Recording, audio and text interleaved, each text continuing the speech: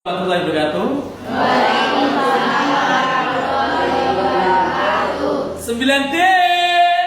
Siap, siap, siap. 9D. Semangat, semangat, semangat. 9D. Pasti bisa, pasti bisa, pasti bisa. Oke, pada siang hari ini kita akan belajar apa, Nak? Pertumbuhan dan perkembangan hewan. Nah, sebetulnya kita mempelajari pertumbuhan dan perkembangan makhluk hidup. Kemarin kita sudah belajar apa? Manusia, pertumbuhan dan perkembangan manusia. Sekarang kita belajar apa? Pertumbuhan dan Perkembangan hewan. Sudah siap? Siap. Oke, next. Ayo diskusi. Nah, mengapa anak hewan dapat berubah ukuran bentuk seiring bertambahnya usia? Modot hewannya kayak dari kecil kutuk, ya kan, ayam kutuk, terus jadi babon, jadi jago. Nah, sekarang itu mengapa hewan itu berubah ukuran seiring bertambahnya usia? Ada yang tahu nggak? Saya tahu, Pak. Oke. Karena terjadinya perkembangan pada hewan. Perkembangan atau pertumbuhan? Pertumbuhan. Oke, jadi hewan tersebut mengalami dua ya, pertumbuhan dan perkembangan. Sekarang, apakah semua hewan mengalami proses pertumbuhan dan perkembangan yang sama? Semua hewan loh ya. Ada yang tahu? Saya tahu, Pak. Oh. Tidak, karena ada yang tumbuh berada di perut induk dan ada yang tumbuh di luar perut induk. Tepuk tangannya mana? Oke, tadi teman kalian sudah menjawab dua pertanyaan ini. Yang pertama, kenapa hewan berubah ukuran seiring bertambahnya usia? Karena hewan tersebut mengalami pertumbuhan. Kemudian di pertanyaan dua, temanmu bilang, apakah pertumbuhan dan perkembangan semua hewan sama? Temanmu bilang tidak, karena hewan ada yang tumbuh di dalam induk, tubuh induk, ada yang di luar tubuh induk. Agar kalian lebih paham dan mengerti tentang pembelajaran pertumbuhan dan perkembangan pada hewan, mari kita belajar bersama. Next, tujuan pembelajaran kita hari ini apa, Nak? Menjelaskan Pertumbuhan dan perkembangan hewan. Oke, yang kedua, Membedakan pertumbuhan dan perkembangan pada hewan ovovivipa. ovovivipa dan vivipara. Yang terakhir, Menjelaskan faktor yang oke, faktor-faktor yang mempengaruhi pertumbuhan dan perkembangan pada hewan. Next. Nah, proses perkembangan pada hewan ya itu dimulai dari perkembangan embrio. Nah, tadi temanmu bilang ada yang di dalam tubuh induk, ada yang di luar tubuh induk. Reproduksi seksual pada hewan itu melibatkan apa? Pertemuan antara sel kelamin jantan dan sel kelamin betina. Nama lainnya apa tadi? Fertilisasi. Kemudian embrionya perkembangan embrio terjadi bisa di luar tubuh induk. Jelas? Oke, next. Yang pertama yang akan kita pelajari adalah hewan bertelur atau ovipar. Jadi hewan ini mengembangkan embrionya di dalam telur, tetapi berada di luar tubuh induk. Tumbuhnya di dalam telur, tapi apa? Berada di luar tubuh induk. Kebanyakan hewannya ini tidak bertulang belakang. Hewan yang bertelur ini contohnya apa? Cacing dan sedangkan hewan yang bertulang belakang contohnya apa? Ikan. Jelas? Bebek itu bertelur enggak? Burung? Kemudian mentok? Bertelur. Berarti itu termasuk golongan ovipar. Jelas?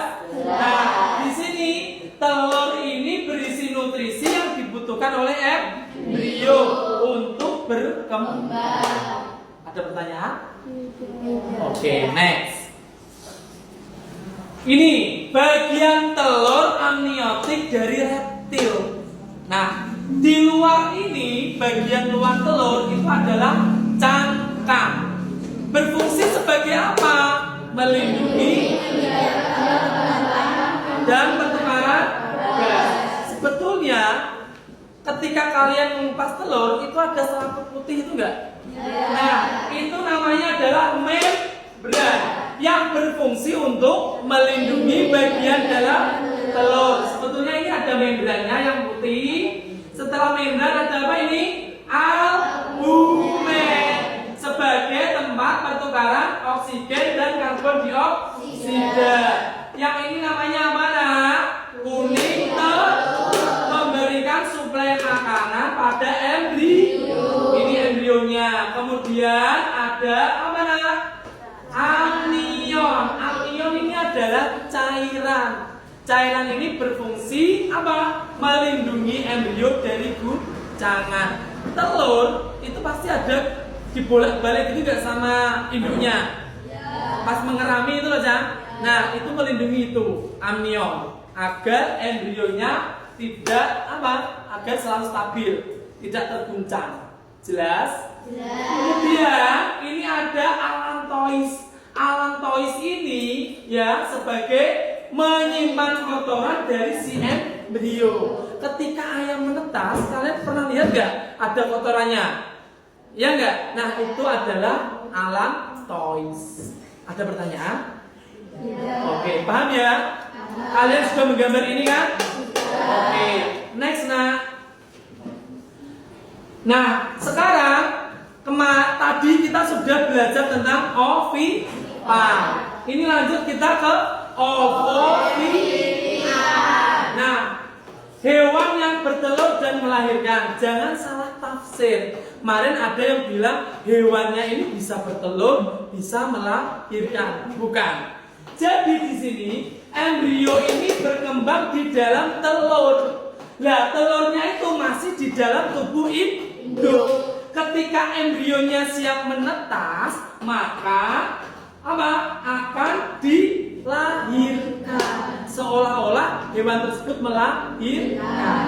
Tapi ada juga seperti ular. Jadi telurnya udah mau menetas, ya. Ularnya nggak keluar dulu, tapi telurnya dulu dikeluarkan, baru ularnya menetas di luar. Beda. Ada pertanyaan? Jelas? Kemudian contoh dari ovovivipar yang pertama adalah ikan hiu. Mana gambarnya? Ini. Ada ikan pari. Mana gambarnya? Ini ya. Ada kuda laut. Mana? Ada platypus. Mana? Ini ya. Ada iguana. Mana? Ada salamander. Yang mana? Ini hitam kuning seperti cicak, seperti kadal. Ada ini adalah jenis-jenis hewan ovovivipar.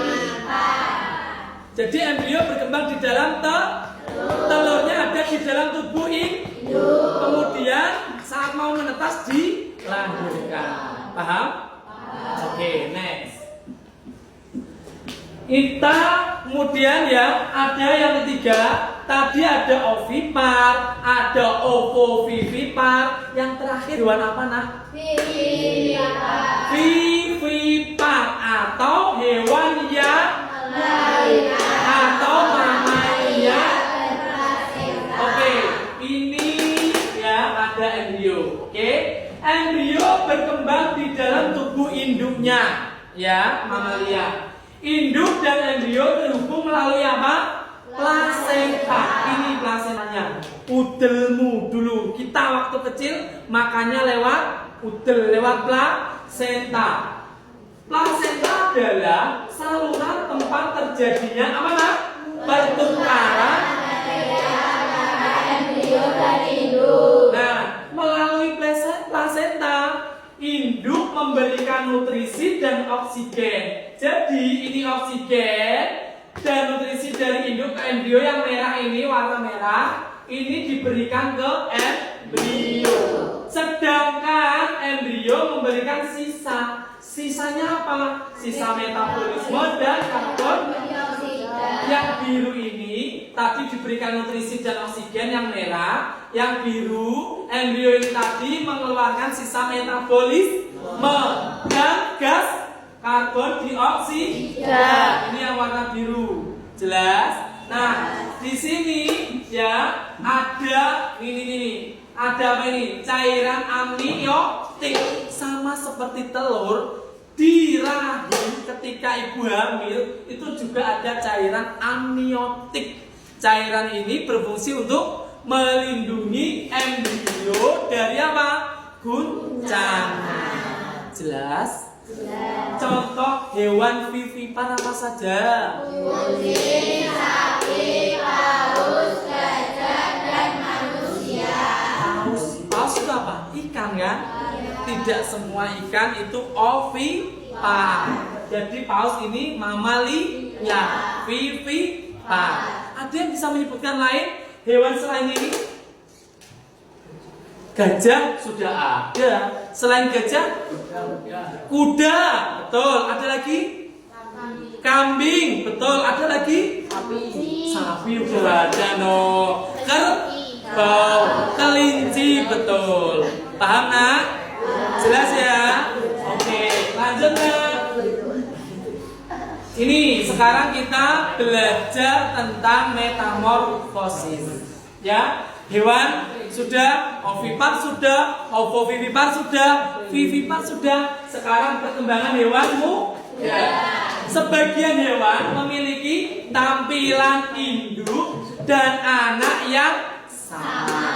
Sebagian lain terlihat berbeda antara fase muda dan fase dewasa.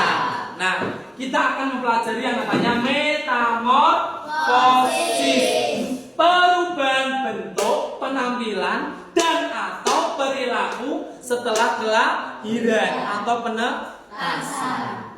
Jelas? Oke, next. Ini yang pertama kita akan mempelajari dulu metamorfosis pada udang-udangan atau krustasea. Hewannya apa saja krustasea? Udang, lobster, sama ini memulai kehidupannya sebagai larva lalu bermetamorfosis membentuk dewasa. Ini tahapannya. Dimulai dari ini ada telurnya ya. Ini telur, fase telur 1 bulan, kemudian menetas menjadi fase larva. Ini ada 4 tingkat, tingkat 1 10 hari, tingkat 2 hari ke-11, tingkat 3 hari ke-15, tingkat 4 hari ke-32. Ini larva. Jelas? Setelah larva adalah fase lobster kecil. Setelah lobster kecil adalah fase remaja. Setelah fase remaja adalah lobster dewasa. Paham?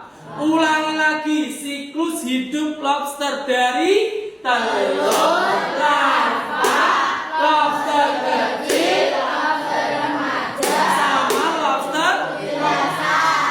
Diingat-ingat tuh ya. Oke, untuk udang-udangan sudah paham? Selanjutnya kita ke serangga. Serangga di sini metamorfosisnya ada 2. Metamorfosis apa dan apa? Sempurna dan oke. Metamorfosis sempurna, perubahan bentuk yang terjadi dalam makhluk hidup pada pertumbuhannya sangat berbeda. Sangat apa kalau sempurna? Berbeda. Dari tahapan larva, remaja sampai dewasa. Contohnya apa? Kupu-kupu, lalat. Oke, kita lihat perbedaan metamorfosis sempurna. Yuk, dari tahapan kemudian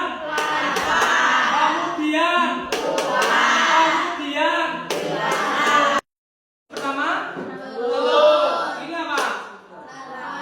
Beda enggak? Ini apa?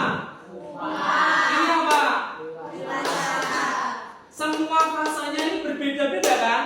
Kalau banyak perbedaan berarti dia metamorfosis sempurna. Paham ya? Oke, Ada sempurna, ada tidak sempurna. Fase muda terlihat apa nak? Mirip dengan fase dewasanya, dan hanya bagian tertentu yang berubah dan berkembang. Nih, fase apa ini? Loh, ini limfa kecil, ini limfa sama nggak ini? Sama. Kemudian dewasa. Ini dan ini hanya berbeda apa? Ada sayapnya. Paham? Nah, di sini tahapan metamorfosis tak sempurnanya adalah telur nimfa dewasa. Nimfanya ada dua ini ya. Ukurannya kecil dan besar. Contoh hewannya apa saja? Ayo. Belalang, tabung, jangkrik. ada pertanyaan? Tidak. Jelas? Jelas. Oke, selanjutnya. Yang terakhir dalam pokok bahasan pertumbuhan dan perkembangan pada hewan. Yang terakhir apa nak? Amfibi.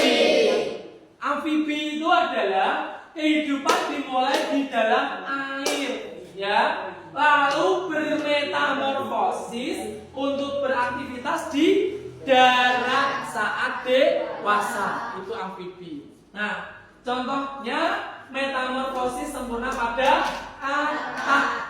Tahapannya dimulai apa? Kemudian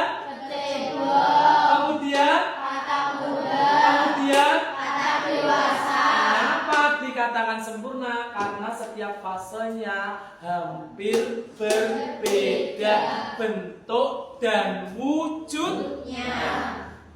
Jelas ya? Paham ya? Kita sudah mempelajari metamorfosis apa saja tadi? Pada udang-udangan, pada serangga. Yang terakhir hewannya apa? Amfibi. Ada pertanyaan? Tidak. Oke, semoga untuk pertumbuhan dan perkembangan hewan kalian lebih paham lagi. Tolong kerjakan LKPD yang ada di buku paket itu ya, yang untuk mengukur sejauh mana pemahamanmu ya. Nanti akan dibahas Pak Alif lagi bareng-bareng. 9D luar biasa.